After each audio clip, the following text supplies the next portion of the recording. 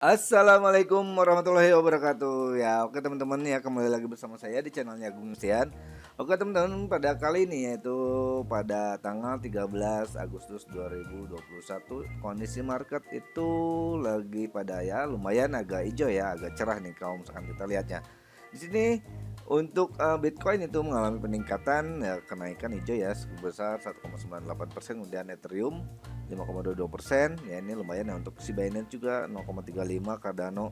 Tapi yang signifikan itu dari Solana ya, bisa mencapai 8,98% gitu ya. Oke. Nah, di video kali ini kalau misalkan kita coba dilihat dari segi chartnya, dari segi chartnya di sini kondisinya itu untuk si Bitcoin itu sekarang lagi menuju ke arah titik mungkin akan koreksi lagi ya, akan batuk lagi dia. Ini kalau misalkan dilihat dari RSI 14-nya itu sedang menuju ke arah ke bawah ya. Mungkin di sini akan menjadi patokan titik nilai supportnya dia untuk si Bitcoin. Oke teman-teman. Nah, untuk video kali ini saya nggak akan bahas mengenai technical analysis di TradingView ini, karena pada video kali ini saya akan mencoba membahas sebuah aplikasi yang memudahkan kita untuk menganalisa itu ya di handphone ya, di Android, tapi dengan sangat mudah dan komplit lah intinya itu, yaitu aplikasinya ini. Kalau misalkan di versi web itu seperti ini, Coinless. Tapi kalau misalkan teman-teman mau cari itu ya apa itu Coinless, di sini kalau misalkan dicoba dicek di Google, Coinless is a cryptocurrency future trading and information platform gitu. Jadi si Coinless ini adalah platform informasi dan perdagangan berjangka cryptocurrency, eh, di mana Anda gitu, kamu bisa melakukan menemukan likuiditas dari sebuah Bitcoin gitu ya. Misalkan Bitcoin Open Interest, Grayscale, Bitcoin Trust and Fund gitu ya. Oke, kalau misalkan dari segi si Play Store di sini, menurut Play Store ini adalah the world most powerful cryptocurrency future market and data mobile application. Jadi aplikasi seluler data market atau pasar berjangka cryptocurrency paling kuat di dunia. Platform terlengkap gitu ya, terlengkap di bursa top dunia termasuk Bitcoin, Binance gitu ya. Ini menurut si Play Store ya. Oke, kita langsung aja, jangan lama-lama, kita langsung aja ke videonya. Let's go.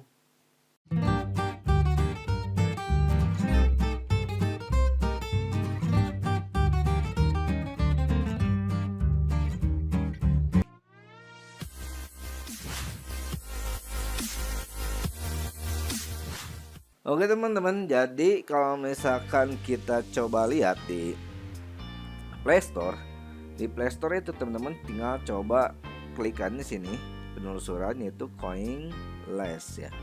Maka akan menampilkan seperti ini. Untuk dari ulasannya juga atau misalkan bintangnya juga, ratingnya itu mencapai ke 4,9. Ini kerennya itu dari si Coinless ya. Nah, di sini teman-teman bisa lihat untuk ratingnya itu sangat keren sekali, sangat membantu sekali. Makasih Coinless, sangat menyukai. Ini bagus banget, suatu aplikasi yang bisa memudahkan kita untuk apa ya, semacam analisa dimanapun kita berada ya gitu. Ini lengkap banget di sini, nanti teman-teman bisa lihat, saya akan bahas ya di sini. Oke, jadi ini tentang aplikasi ini kita coba lihat.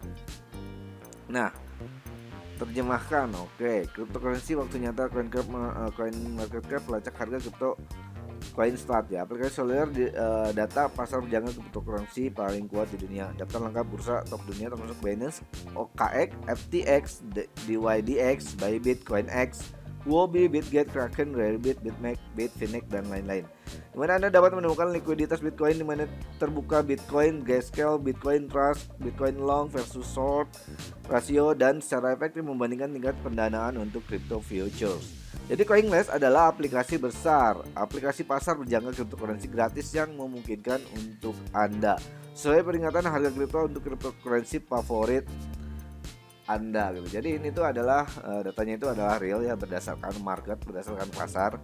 Oke, kita langsung aja coba ya untuk si aplikasinya. Kita coba, tadi saya udah coba buka ini. Jadi bentuknya itu adalah seperti ini. Nah, ini tampilan awal menu dari si CoinList ini ya. Teman-teman bisa coba login. Misalkan nanti teman-teman mau login juga bisa login di sini. Kemudian teman-teman daftar, nanti masuk ke dalam email ya. Tapi kalau misalkan nggak juga nggak apa-apa, sama aja untuk si datanya itu. Cuman untuk keuntungannya itu kalau misalkan ada sesuatu yang teman-teman bisa mau setting, nanti bisa ada notifikasi kepada emailnya teman-teman gitu. Atau misalkan emailnya teman-teman pasang di notifikasi di handphone, maka bisa langsung masuk ke handphone ketika teman-teman ingin memantau sebuah dari token kripto gitu ya. Oke, kita coba bahas. Untuk di tampilan pertama home-nya ini, yaitu di sini tuh ada total future open interest. Sini ada volume, ini ada OI, kemudian ini ada long short, kemudian ini ada reg ya. Nah, jadi total future open interest ini di sini itu terlihat berbagai macam open interest dari sebuah exchange ya. Ini berdasarkan dari nilai misalkan teman-teman ada Bitcoin, ada Ethereum Classic, ini tinggal teman pilih aja sendiri. Di sini Solana, XRP juga ada, sini semuanya ada, tinggal teman-teman cari. Misalkan di sini teman-teman mau cari apa biar gampang, bisa lewat search juga di sini bisa gitu ya. Oke. Kita coba untuk lihat bahas yang secara Bitcoin. Isi Bitcoin menurut open interest ini yaitu ada di untuk di total open interestnya itu untuk di si Binance itu ada sekitar 27,3% dengan OI-nya itu ya sebesar 3,88 billion US dollar, yaitu mengalami peningkatan sebesar 4,92%. Kemudian disusul oleh OKEx, FTX, Bybit, CME dan lain-lain ya di sini sampai ini. Kemudian di sini juga ada yang namanya itu adalah sebuah grafik ya, grafik menandakan sebuah pergerakan dari si Bitcoinnya dari grafik ini. Ini menurut berdasarkan exchange open interest berdasarkan US dollar. Kemudian di sini juga ada Binance Open Interest berdasarkan Binance, market Binance. Kemudian ini berdasarkan market sebuah exchange-nya yaitu adalah Bybit. Kemudian di sini ada Bitfinex, ini komplit banget ya. Teman-teman bisa coba cek sendiri. Oke, kemudian yang kedua di sini teman-teman juga bisa melihat ada Topcoin. Topcoin ini mengikuti yaitu berdasarkan sama aja sama kayak di CoinMarketCap ya. Di sini juga ada ini berdasarkan top dari sebuah market Bitcoin ya gitu. Di sini ada Bitcoin, Ethereum Classic, Solana, XRP, Cardano, BNB, Matic gitu. Kemudian ini ada funding ya. Oke. Jadi funding itu adalah biaya yang diterima atau harus dibayarkan oleh trader yang menggunakan leverage gitu ya, berdasarkan perbedaan antara harga kontrak future perpetual dengan harga asetnya. Jadi aset yang di sini itu yang dimaksud aset di sini itu yaitu adalah aset kripto asli yang dipasarkan, yang ada di pasar spot gitu ya, yang mendasari dari sebuah kontraknya future gitu. Oke. Di sini teman-teman bisa lihat untuk findingnya gitu. Untuk si Bitcoin itu yaitu mencapai ke 0,0025%. Untuk si Binance itu untuk di Binance itu ada 0,01%, kemudian OKEx 0,02%, Bybit 0,01% dan FTX 0,0008%. Jadi ini tuh kayak semacam apa ya, pasar dari nilai dari koin berdasarkan exchange yang ada di pasarnya perpetual gitu ya. Oke, sini ada bisa di hide atau misalkan bisa di show. Kemudian ini berdasarkan US dollar atau misalkan berdasarkan koin ya. Untuk koin itu di sini nilainya kurang ya, ada banyak yang kosong. Kalau misalkan dilihat di sini untuk BNB Matic yang kosong, tapi kalau misalkan mau berdasarkan US dollar sini maka terisi ya untuk Matic gitu. Untuk BNB juga nggak kelihatan. Ini adalah arbitrage. Jadi yaitu secara real time ya. Oke. Kemudian ini itu adalah akumulasi funding ya. Yaitu adalah jadi nilai dari biaya yang harus dibayarkan oleh trader itu berdasar yang sudah diakumulasi di sini itu. Ini dari market. Kemudian di sini adalah ada order booknya. Order book. Sini bisa melihat kalau misalkan dari ini di sini untuk teman-teman misalkan mau lihat dari Ethereum, Bitcoin Cash, Bitcoin USD, ETH, BCH di sini ya, berdasarkan ini. Kalau misalkan teman-teman ini mungkin melihat Bitcoin USDT, tinggal lihat di sini aja. Kemudian sini adalah nilai dari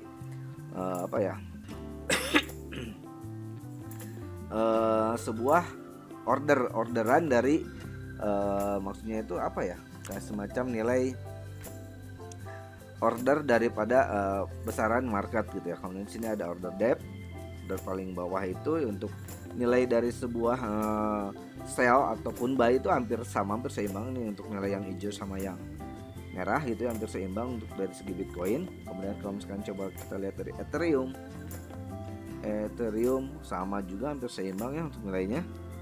Oke, kita coba balik ke Bitcoin. Kemudian sini juga ada terlihat dari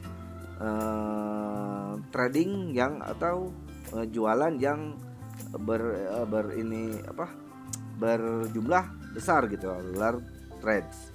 Ini terlihat ya di sini untuk large-nya. Kemudian kita coba balik lagi, sini itu ada grayscale ya, ada grayscale. Jadi grayscale itu adalah apa ya, kalau misalkan dikatakan secara intinya, jadi secara keseluruhan. Jadi grayscale itu adalah suatu perusahaan investasi besar yang mengelola dana amanah atau trust fund, dan perusahaan ini pun turut mengelola dana investor untuk kripto ya, seperti Bitcoin dan Ethereum. Jadi perusahaan ini itu adalah perusahaan pertama yang sudah terdaftar di Komisi Sekuritas Bursa yang ada di Amerika Serikat. Jadi sebelum ada Coinbase, sebelum ada Binance, itu Grayscale itu yang pertama gitu ya. Dan sini bisa teman-teman itu bisa lihat dari analisa Grayscale, misalkan di sini ada Grayscale Investment Bitcoin Holding. Ini itu terlihat ya, si Bitcoin itu menurut analisa Grayscale itu ya hampir mendekati di harga dasar ya, di harga dasar. Kemudian ini menurut Grayscale Investment BTC Premium ini juga masih standar-standar aja, rata ya, belum ada pergerakan. Kemudian ini berdasarkan Bitcoin Trust Unlock. Jadi ini berdasarkan Bitcoin yang dikunci yang nggak dikunci oleh si Grayscale. Kalau ini berdasarkan investasi yang yang benar-benar dia itu jadi berinvestasi di situ dan bukan seorang trader gitu. Kemudian di sini juga ada datanya ya, Grayscale Investment Holding. Jadi orang-orang atau misalkan user yang benar-benar investasi di Grayscale itu di sini terlihat. Untuk si Bitcoin itu terlihat di sini ada 950.000 Bitcoin yang di holder di BTC ya. Untuk total holdingnya itu mencapai 15,7 billion US dollar gitu, yang sangat kecil ya dibanding di tahun 2020 kemarin. Dibanding di tahun 2021. Kemudian di sini ada Bitcoin balance on exchange. Jadi sini bisa terlihat ini itu adalah data-data Bitcoin yang beredar di exchange, di bursa-bursa exchange yang ada di dunia ya. Kemudian sini ada Crypto Fear and Greed Index. Jadi sekarang itu posisinya itu ada di 46. Jadi 46 itu kalau misalkan kita coba lihat di sini di Google, misalkan kita coba lihat sini Fear and Greed Index kategorinya ya, untuk Fear Index. Oke, kita coba lihat. Nah, untuk yang namanya itu normal itu ya berada di kisaran antara ya 45 lah, 45 sampai 55 itu berada di kisaran normal ya, menurut si alternative.me/crypto/fear and greed index gitu. Oke, kita coba masuk ke market. Di sini untuk market itu di sini juga ada terlihat, bisa teman-teman lihat di sini berdasarkan coin, bisa future, funding, accumulated, order book, ini masuk ke market. Kemudian di sini yang paling penting di aplikasi ini itu ada yang namanya itu data. Itu data yang real secara dari besaran market internasional yang berdasarkan market dunia.